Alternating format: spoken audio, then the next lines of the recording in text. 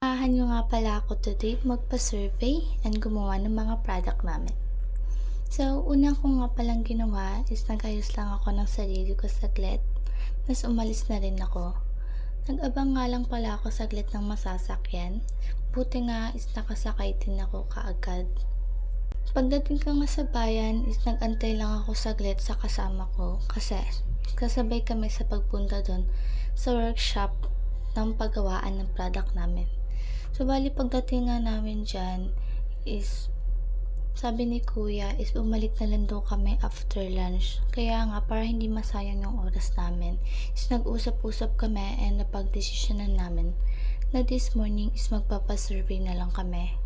So, bali, ayan, hati na kami sa 2 groups. So, bali, yung isa pa sa Barreto, tapos kami naman dito sa may SPFC. So, bali, dito nga lang is, onting lakaran lang naman siya galing sa Calaklan Gate, kaya ito na yung pinili ko.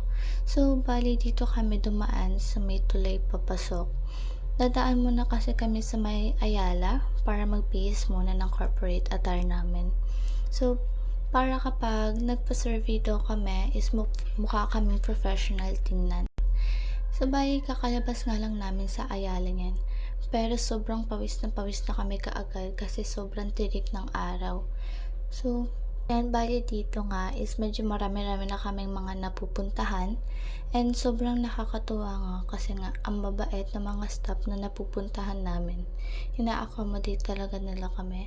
And bali dito nga is kapag may nakikita kaming hotel, talagang pinupuntahan talaga namin sila.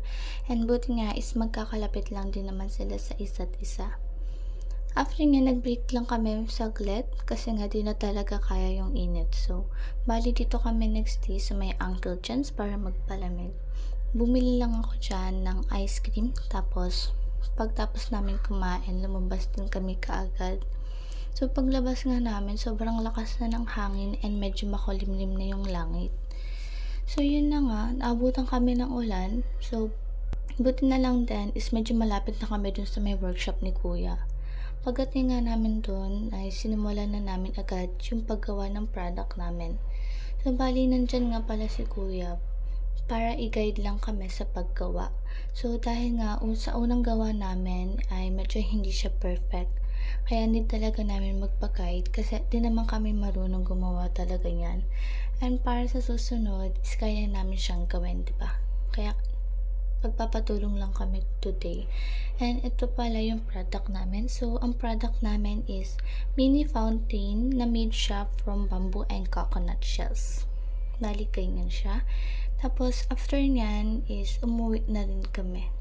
That's all.